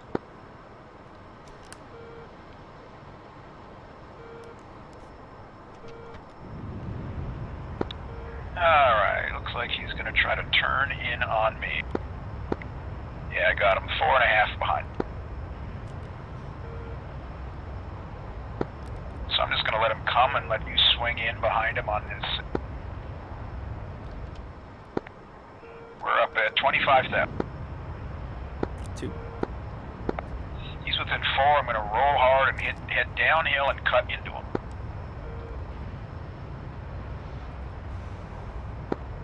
Descending out of 24.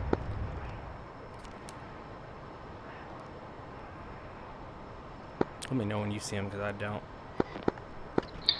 Might be on our 10 o'clock. I see him. 2's visual, about 6 miles away. Circle fight. Is Bandit high or low? We're at 15. He's the same.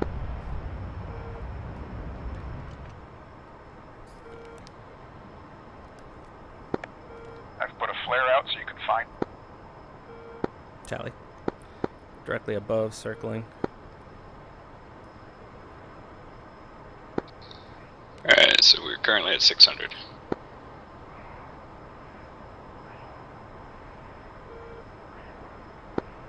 $550. 500. Looks like he broke off. Yep, I'm trying to out-turn him and give you time. You did. He's looks like he's trying to extend, coming in directly above. 600. He's re-engaged. 650. A little fast on this turn. 650. Getting a little dark here. 600.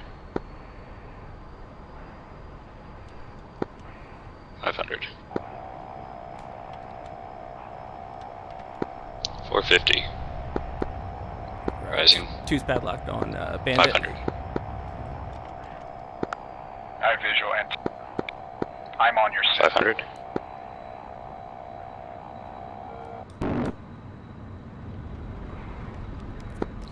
Dropping fast. 300. 250.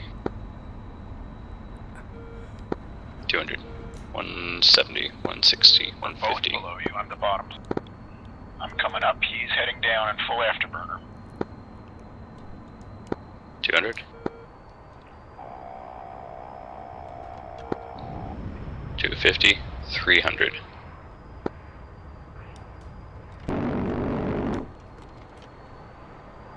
Splash. And I see shoot. Position is 05568. Zanko, I'm back there giving you directions to the band. Yeah, I thought he was... Oh, he's doing really well with keep me in... Intercom. Wow, sorry. Well, in addition to that, he's also telling me when I'm transmitting on intercom like a dummy. He's doing that, and he's also helping immensely with speed callouts when I can't see, especially since I'm going into these really fast. I don't want to rip my wings off. But yeah, he's giving me positions on the Bandit if I lose sight, which, to be fair, it hasn't happened too much, especially with you helping. But yeah, he's doing a great job with the speed callouts as well as announcing the position when we kill it.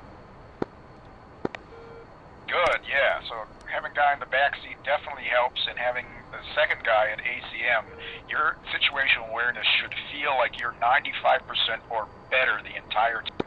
If it starts to slip below 95%, you should have this hair on the back of your neck stand up. You're starting to get into trouble. Yeah, absolutely. And just too, because we've been, flying together for I guess a relatively a while now, because we kind of, play around late at night too, and we're getting really a good cadence between the two of us, and so he kind of knows like when to give me speed, when not to, and like sort of when to be quiet. So it's really helpful, and because of that I'm able to really trust him, because I notice like when he tells me something I don't double check it, where before I could definitely would, but that would be for anybody. Oh. Yep, that's exactly what should happen. All right, let's send for an up. Watch this one just making me blush back here. Yeah.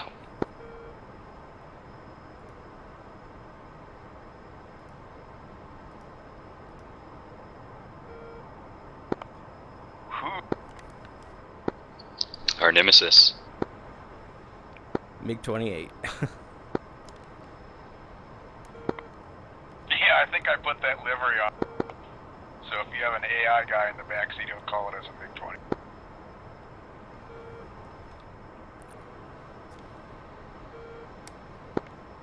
I'm snuggling up on your filer.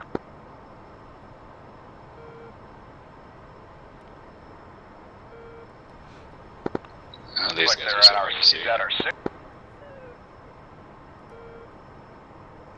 All right, turning left.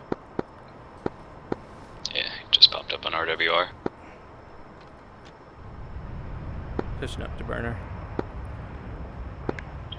So my role in ACM, again, we're sneaking ahead to the ACM-2 ship tactics. My role as kind of the guy who's behind, the wingman or the eyeball, is to ensure that your 6 is... That's why I'm telling you I'm on your 6. Two things to let you know there's no factor for you to fire. I'm not going to get hit by missiles or guns. And I'm on your 6 and I have clear visibility of what's behind. Looks like 1 o'clock high. Tally 1 o'clock high. Where's that Hawaiian? Still on your 6, coming across. Climbing. Alright, we're still at 600. Spiked. Bandit's turn. Looks like he's descending between... Dropping 500, 400, 350. I've 300. lost you in the sun. Looks like He's coming back up. I don't have visual. Tell me if missile's away. Bandit's the one on your right. 350, Coming around 400. off the top to try to get on your 6. 450. 500. I'm up in the cons. I'm in the con. Getting a little dark. 550. Descending from above. Trying to get on your 6. RWR is on the 6. I'm directly above you. He's on your 6.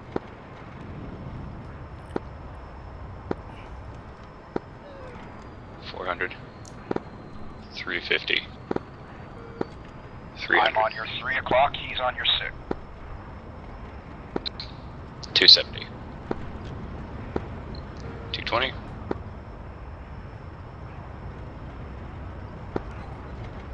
220. 250. 300. Alright, looks like you've outturned him or he's breaking away. We outturned 270. him. 250. I am on your 6. You're clear to engage. 220. 220. 200. 190. Box 2.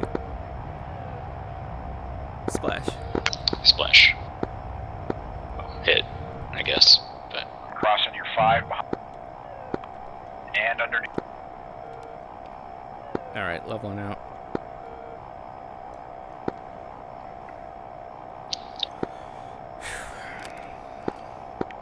Hostiles hit the ground. position is 406066. Alright, questions or comments on that engage? Yeah, that one was interesting, obviously, since you two were going to be basically the same visually. So, you know, that was obviously top of mind going in. But between your call-outs and Callan, like, it wasn't a factor, so that was cool. Obviously was kind of sucking up some seat cushion when he was behind us, but, you know, stuck with the turn. Once I saw he was we were winning, just stuck with it, and you called it as soon as he broke off. And yeah, that was perfect. This just kind of confirmed what I was seeing at the time, and that from there it was kind of an easy kill. Yeah, so I intentionally stayed out of that fight. If we were doing ACM training, I would have given you cues to maneuver to help me to engage, to either shoot him down, or if he was smart and was aware of what was happening, to break off of him.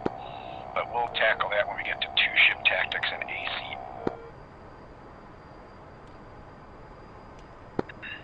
Alright, let's put you on a course to the southwest, probably on heading about 240 in preparation for the AIC class. What question do you have before I check out of this jet and hop into the F-18? The only question I would have is just from what you saw, even if it's just maybe barely outside of the scope of what we were doing, was there anything that we could have done differently or should sort of just be aware of when we practice on our own? The only thing to be aware of is the AI is going to challenge you about 15 to 20% of what a human's going to challenge you. Not the MiG-15.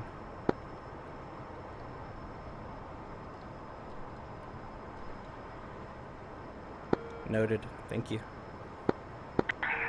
Primary things to keep in mind is the additional thing you have, I mean, I guess there's two additional things. You're in your career jet now, but the additional weapon you have is really that 1 to 3 nautical mile engagement envelope, and making sure that you're leading the target if you're going to fire.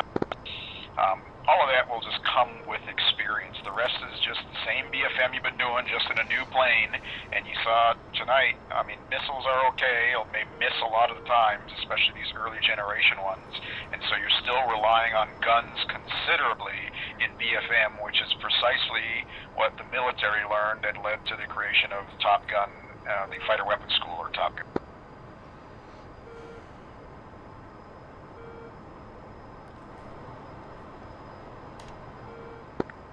Alright, looks like if you get on heading about 230 or maybe 220, you'll head down to the Alamo corridor in preparation for AIC. Head 2202. Here I'm going to hop into a jet. I'll be up on the radio shortly, and we'll start this AIC shit. And I'll put you all in the appropriate Discord channel. Ah, thank you. Thanks for the class too. That was fun. You're welcome. I'm about to be on your wing again in an F-18 stand. Are we damaged?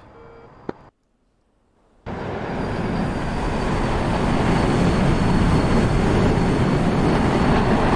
don't think so. Why? The shaking? That, and I'm looking at our left wing. It looks like maybe, I don't know, it could have been frame bending. I don't know if that's modeled. Just checking it out. It doesn't look like anything from the F2 view.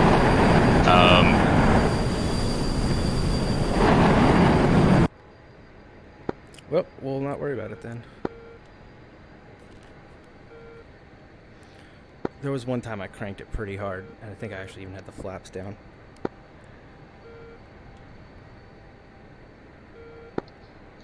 Yeah. Just realized I was transmitting over Discord there. Looking into... So I'm getting that same nav grid issue. So it definitely wasn't the weird alignment, because I fixed that. I'm wondering if it's maybe one of these waypoints. So something with these F-14s that we have here kind of does something weird with nav grid.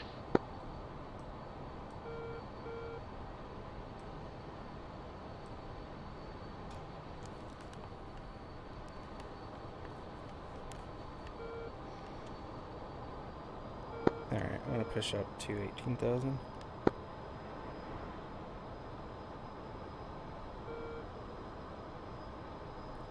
That sucks. So basically it's just us for AIC.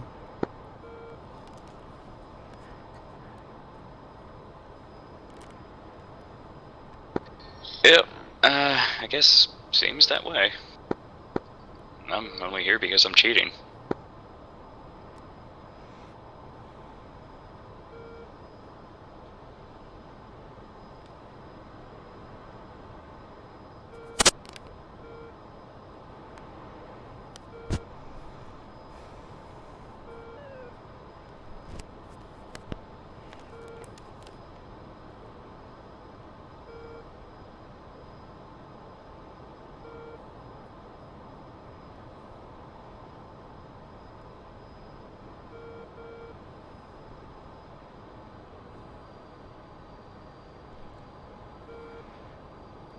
I just thought, I didn't even think about this, I was probably for the best, but it would have been really awkward if we got gunned, because it would fucking kill us.